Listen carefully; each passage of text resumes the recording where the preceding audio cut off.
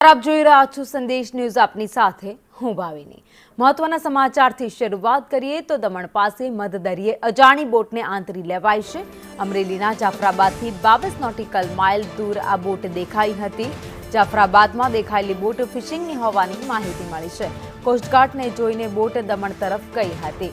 કોસ્ટગાર્ડે હેલિકોપ્ટરમાં 33 nautical mile સુધી બોટનો પીછો કર્યો। બોટમાં સવાર લોકોને રાઉન્ડ અપ કરી બહાર કાઢી લેવાયા છે। તો બોટમાં રહેલા લોકો વિશે હજુ સુધી કોઈ જ માહિતી સામે નથી આવી। દરિયાઈ સુરક્ષાને ધ્યાને લઈને અમરેલીનું તંત્ર પણ અલર્ટ મોડમાં છે। તો માછીમારોને દરિયો ન ખેડવા માટે અત્યારે સૂચના આપવામાં આવી છે। વધુ અપડેટ સાથે સંવાદદાતા યોગેશ કાનાબાર અમારી સાથે જોડાઈ ગયા છે। યોગેશ, ગઈકાલે માહિતી મળી હતી કે એક અજાણી બોટ ફરી રહી છે દરિયામાં, જો કે તેને આંતરી લેવાય છે, પરંતુ આ ફિશિંગની બોટ હોવાનું જાણવા મળી રહ્યું છે।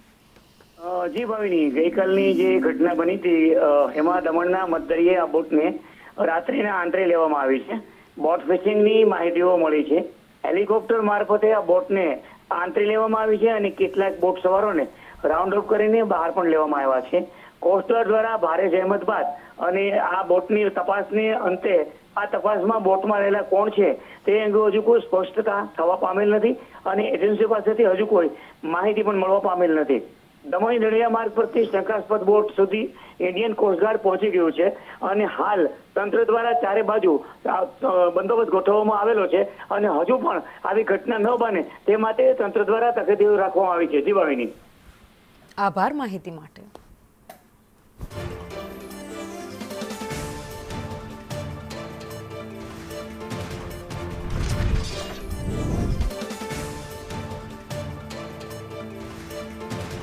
તો ગત રોજ દરિયામાં એક શંકાસ્પદ બોટ દેખાઈ હતી। કેટલાક માછીમારો દરિયામાં ફિશિંગ કરી રહ્યા હતા, તે દરમિયાન આ બોટ નજરે પડી હતી અને તાત્કાલિક જાણ કરવામાં આવી હતી। કોસ્ટગાર્ડને જાણ કરવામાં આવી હતી, જે સ્થાનિક લોકો હતા તેમને જાણ કરવામાં આવી હતી, આગેવાનોને જાણ કરાઈ હતી। ત્યારબાદ ચાંપતો બંદોબસ્ત ગોઠવીને આ બોટને હેલિકોપ્ટરથી આંતરી લેવામાં આવી છે। બોટ ફિશિંગ માટે આવી હોવાનું જાણવા મળ્યું છે। જોકે આ બોટની અંદર 6 લોકો સવાર હતા। 6 રાઉન્ડ અપ કરી લેવામાં આવ્યા છે, પરંતુ તેમની પૂછપરછ બાદ કોઈ વધુ અપડેટ સામે નથી આવી। બોટ ક્યાંથી આવી છે તેને લઈને પણ હજુ સુધી કોઈ માહિતી નથી મળી આવી।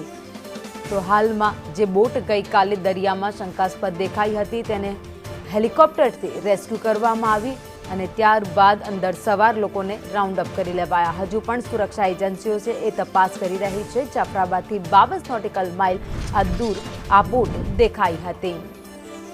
તો જાફરાબાદમાં દેખાયેલી બોટ ફિશિંગની હોવાનું માહિતી મળી છે।